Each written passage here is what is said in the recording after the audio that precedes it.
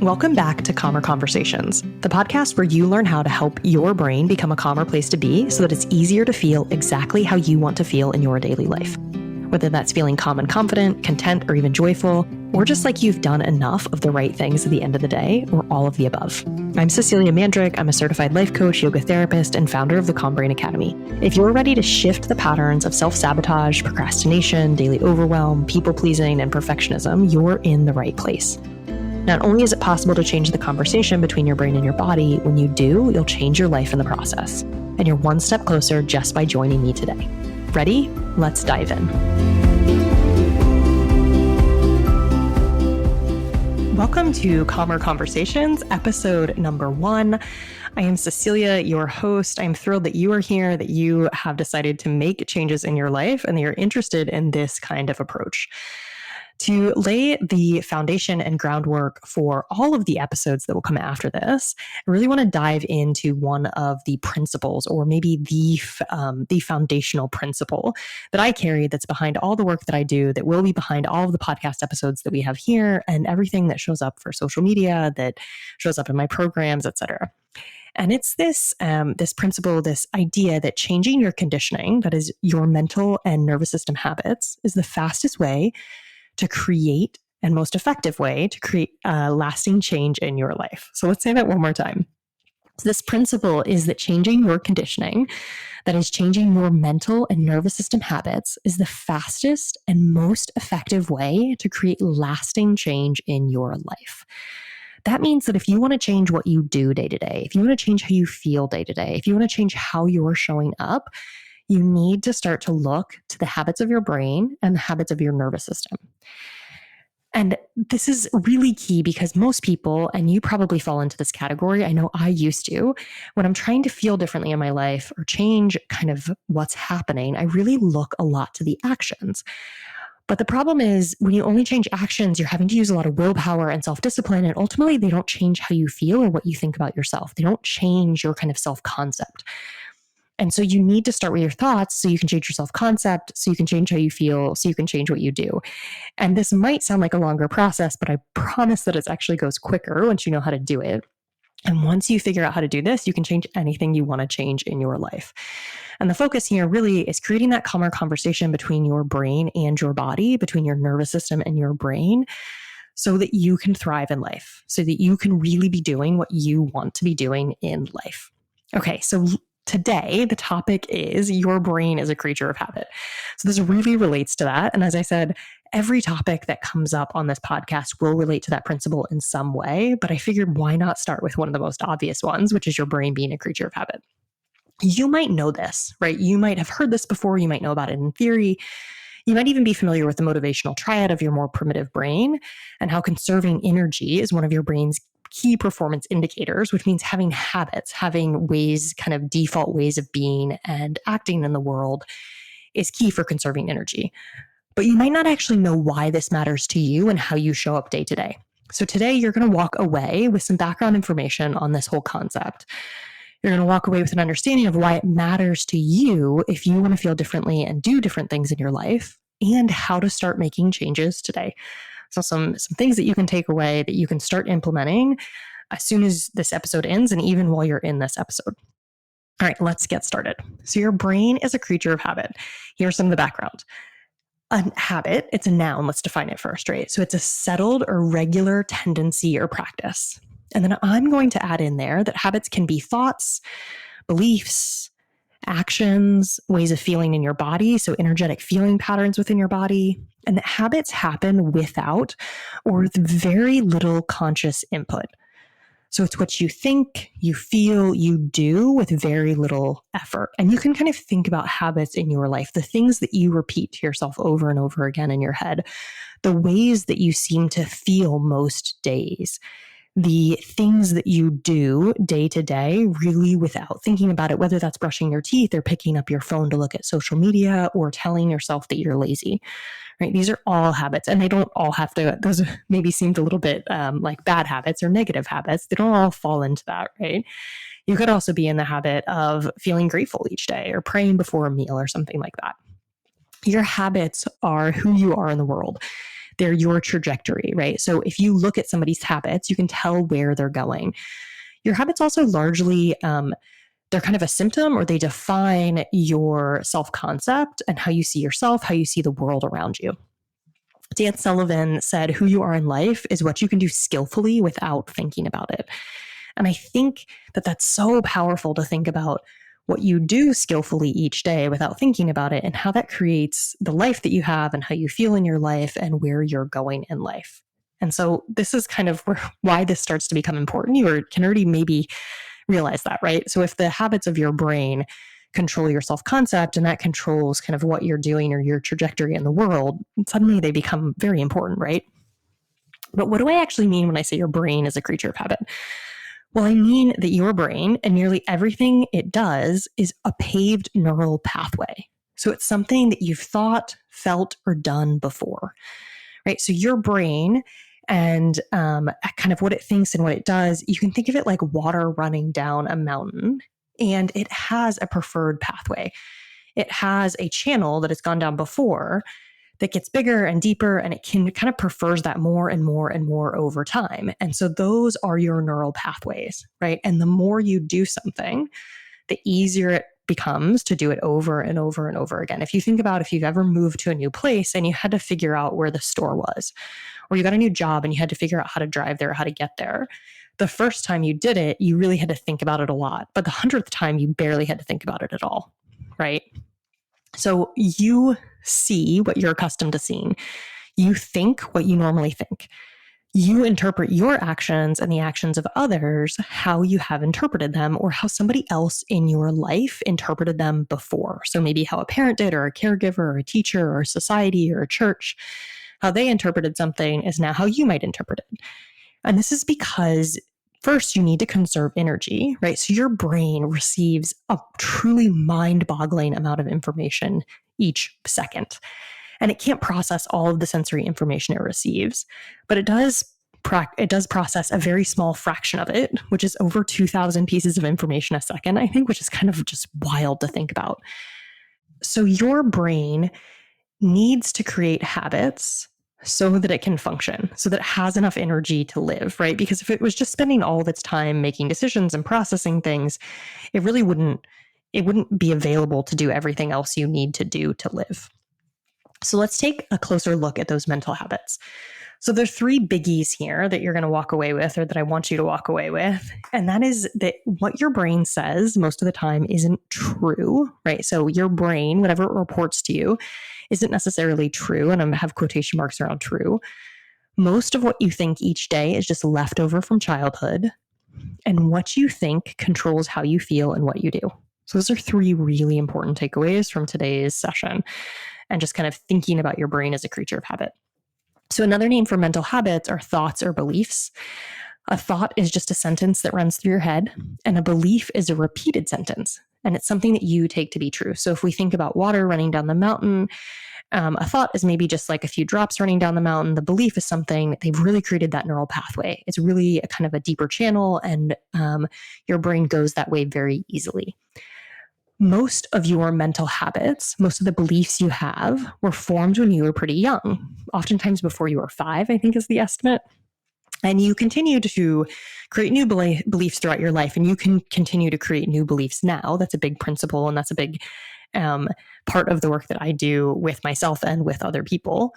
But knowing that most of the beliefs you have today are beliefs that you had, that you acquired when you were young. And these beliefs aren't necessarily true or truths about the universe. They're something that somebody said and that you absorbed so that you could survive and thrive. So it's something maybe a parent or a caregiver or a teacher or somebody of influence in your life said, and you took to be true because you needed to so that you could survive and thrive as a little person, right? As somebody who is younger. And because these are habits, these are neural pathways, or those channels, if you can think about that physically. I was a geologist, so sometimes I think in very physical ways. And if that's helpful for you, then I think conceptualizing in that way can be powerful. These habits have formed, these neural pathways have formed. They continue to run until you intentionally change them, or until something else in the world helps you to change them. So something else happens that helps you to change this belief. So to say this another way, most of what is controlling what you do and think and feel is left over from when you were 5. Right. So it's kind of like the 5-year-old you and their view of the world is running a big part of what you do today. And that alone might be motivation to start to look at your thoughts in a different way and shift them and change them. Because honestly, I have a 4-year-old and she's wonderful and I wouldn't want her running my life, right? I wouldn't want her belief or her view of the world to be running a lot of what I do. Some of it's pretty amazing and I'd be willing to accept it, but not everything. Another neat way of conceptualizing this is computer code. And I'm going to start out by saying I am not a computer coder, but a couple of people have heard this and kind of said that it makes sense. So just kind of run this through your brain as well. So if you think about an open source computer program, anyone can go in there and write code. And the lines of code will continue to exist until somebody goes back in and changes them. So when you were younger, your brain is writing all kinds of lines of code. Your parents are writing lines of code. Your primary caregivers are writing lines of code. Your preacher at church is writing lines of code, or where if you have any religious experience or exposure, your teachers are writing lines of code. The commercials you watch and the TV shows you watch, they're all writing lines of code in your brain. And those lines of code will continue running until something changes them. And very often we need to go back in and intentionally change those lines of code. And here's the thing, much like a computer program, the lines of code they mean something. They cause something else to happen, right? So you think something. And as you think something, it causes your brain and body to feel in a certain way. It causes something to happen in your nervous system. And then from those spaces, you do or don't do certain things, right? You end up driving to work, or you procrastinate, or you pick up your phone, or you go for that walk based on lines of code that are running through your brain that are so habitual that you don't even know most of them are happening, right? They're so much a part of your routine within your mental structure that you don't even know, right? Like when you turn on your computer and you open a program, you're not aware of all the lines of code they're running to get you where you want to go, to do what you want to do. But they are there and they do matter.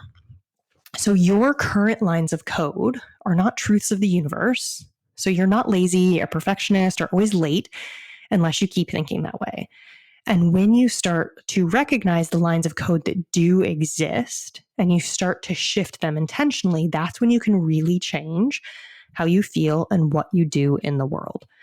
Okay, so I want to go back because there was a lot in there, right? So one of the things we covered was that your brain is not telling you the truth. So most of us, when our brain says something, like it reports you're lazy, we think it's right. We think it's telling the truth. It feels true to us. It's something we might have said over and over and over again. And it feels true. And it feels like our brain would always tell us the truth, just like our brain might see something externally and say that's real.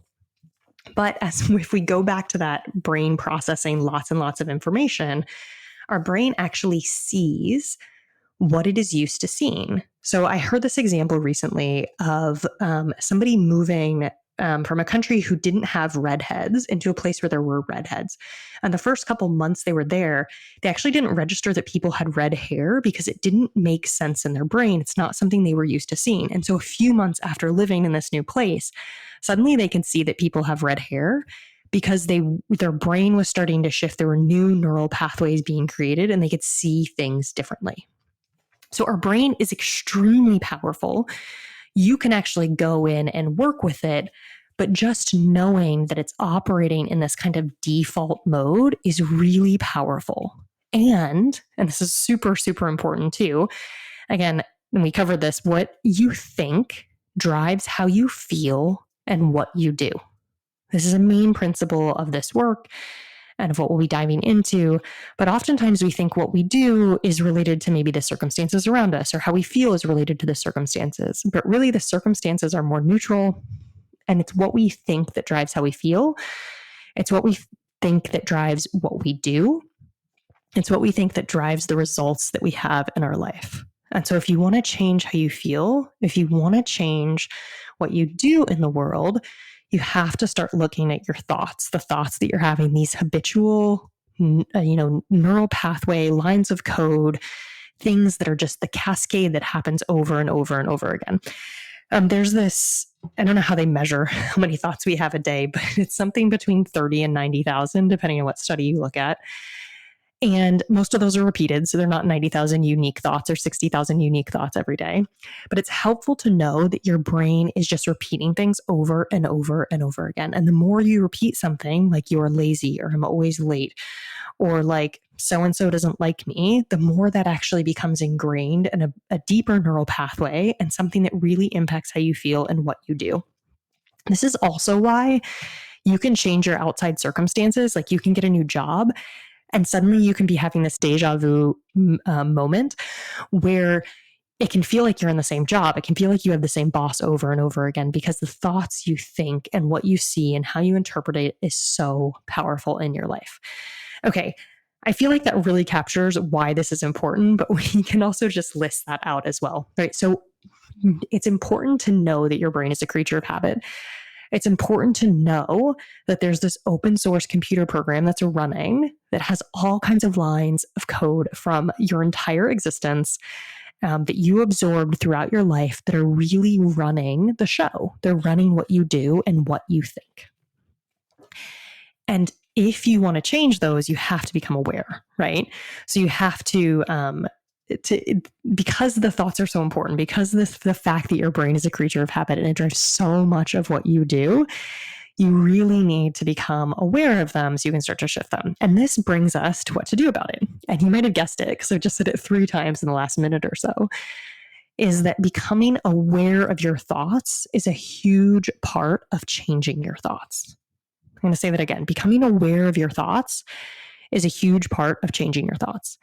So the work that I do with people in my groups and individually is really a combination of mindset work, which is changing the thoughts that you have, but using mindfulness as a way to get there. And a big component of mindfulness is becoming a gentle observer in your life, right? So non-judgmental awareness is a term that's thrown around a lot, but actually starting to watch the thoughts you have and how they impact how you feel and what you do. And so the first tool that I'm going to introduce, and it might not feel big enough for most people, like they want to actually do more, they want more action, is to actually just become aware, right? To start to notice, when I'm feeling angry or when I am spiraling about some topic or when I'm telling myself I'm not enough, what else is going on in my head? What else is happening there? And if you can start to become aware in those moments and start to notice your thoughts, that's the first step to changing those lines of code, right? So if we go back to that example, if you want to change how the computer program is running or something that's happening, you actually have to go back in and look at the lines of code. You can't just kind of hope that they change, right? And you might be able to write a new line of code. This is where my knowledge falls apart. But you might be able to write a new line of code that kind of overrides things, but that might not always work. Right. And so it's much more effective to go back in and find the line of code that's causing the problem. And first, it's becoming aware of what is there, aware of the lines of code that are driving everything else, the habits, those brain mental habits, those thoughts and beliefs that keep showing up over and over and over again in your life, and noticing them and accepting them. Right. So, this is the thought I'm having. You can name it out loud to yourself after you notice it. It's also super powerful. Okay, so if you want to start changing how you feel and what you do, your first assignment is to go away and just start noticing what you're thinking. You can do this by spending a few minutes writing things down around certain topics, just getting curious when you feel certain ways, when you notice your emotions change within your body, or you notice yourself suddenly feeling really angry or another emotion about something, just asking, pausing. What's happening in my brain right now? What are the thoughts that are going through my head? This isn't always easy. It's a practice, right? It's also why having a coach can be really powerful because they can see your thoughts in a different way because you accept them as true, right? Even though you just learned that they are not always true, you take them as true because to you, they feel true. To you, you've repeated them so often. They are beliefs you have, so they do feel true. But starting here, noticing, what am I thinking? And seeing if you can do it without judging yourself, seeing if you can do it without rushing to shift them and push them away, but just saying, these are the thoughts that I have right now. Isn't that so interesting? Okay, thank you so much for being here. This is just the beginning. I'm so thrilled you're here. I'm so happy to be here, and I will see you next time. Thanks for tuning in to this episode of Calmer Conversations. Take what you learned today and use it in your life. Even if it feels a little awkward or clumsy at first, remember these are practices and that real change comes from implementation. Then send me a message over on Instagram or TikTok and let me know what worked or didn't work. If you want to dig deeper into something from today's episode, all of the resources can be found at the link below in the show notes. If you like this episode, there's a great chance that you'll love working with me. Join my monthly coaching community by visiting me on Instagram or my website, www.ceciliabmandrick.com. Don't forget to subscribe to the show wherever you listen to podcasts, and I'll see you back here next Thursday.